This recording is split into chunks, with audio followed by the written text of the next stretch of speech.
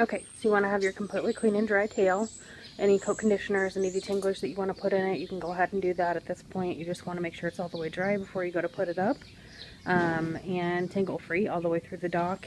And at the bottom of the dock, where it usually gets a little matted, hard place to miss. Usually I pick apart the tail and brush that out in little pieces, so that way you're not pulling through the tail, you're not pulling, you know, big hunks of anything out.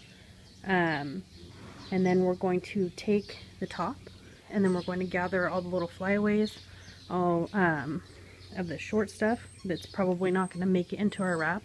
That way it's not constantly pulling out or taking any regular hair with it, and it's not going to damage that hair being pulled back out. So this is all I do to get the hair up out of the way, is I just put it in a little loop in the rubber band so it's out of the way. I try and part it as straight as I can up here.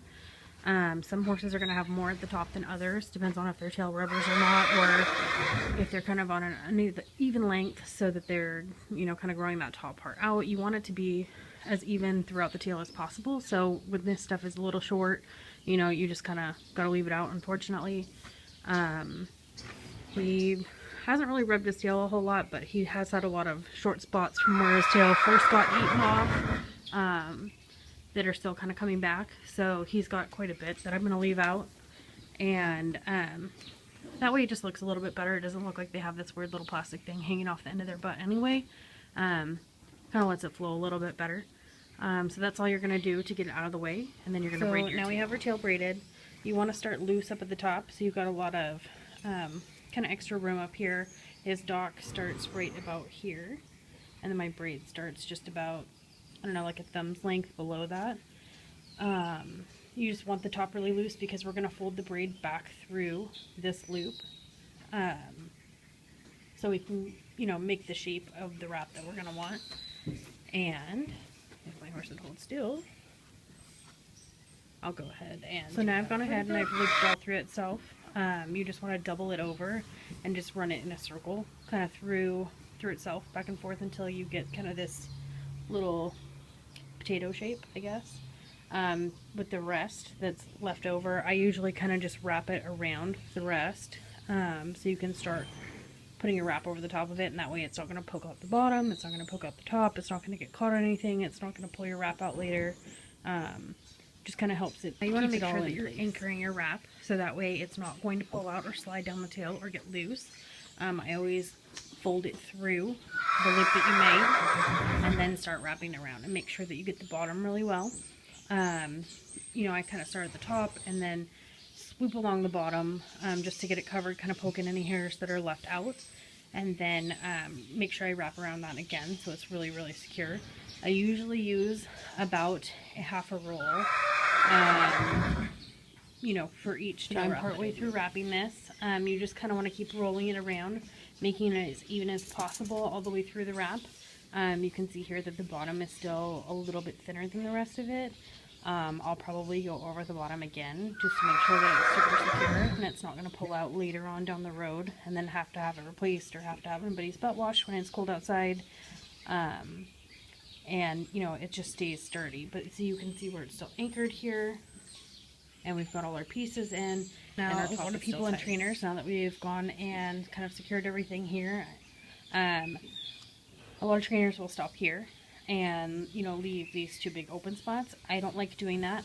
I always pinch that closed like this, and then I wrap over that part of it, so it's not going to catch on any bucket hooks. It's not going to get caught anywhere on any fencing.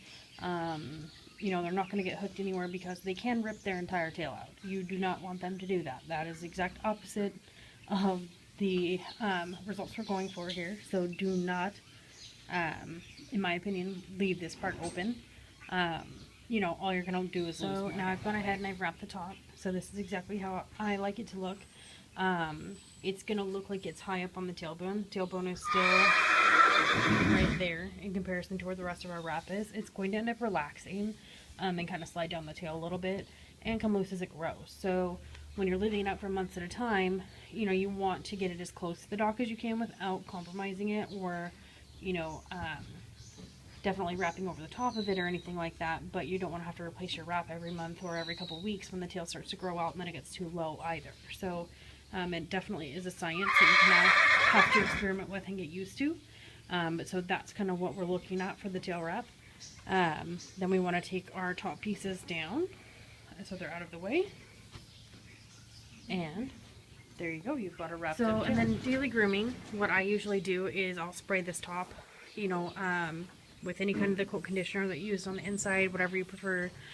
Sometimes I will use just Cowboy Magic Detangler just to keep it kind of nice, and you almost want it a little too oily for your taste. That's going to protect the hair. It's going to keep all the natural oils in it.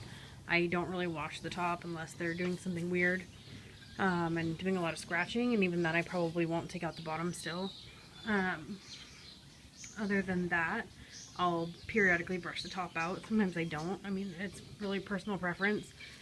Sometimes I feel like it keeps the top a little bit healthier, having something brushed through it every once in a while, and then it doesn't get these bottom pieces matted or tangled in anything, or they're not going to catch. They're going to slide through stuff a lot easier if they get caught, if they're brushed out. And so, after that, you want to make sure that you give your subject a treat, because that took forever and they're not always the most patient, and it ruins their life to be tied up in the middle of feeding time. Yep. Thanks for watching.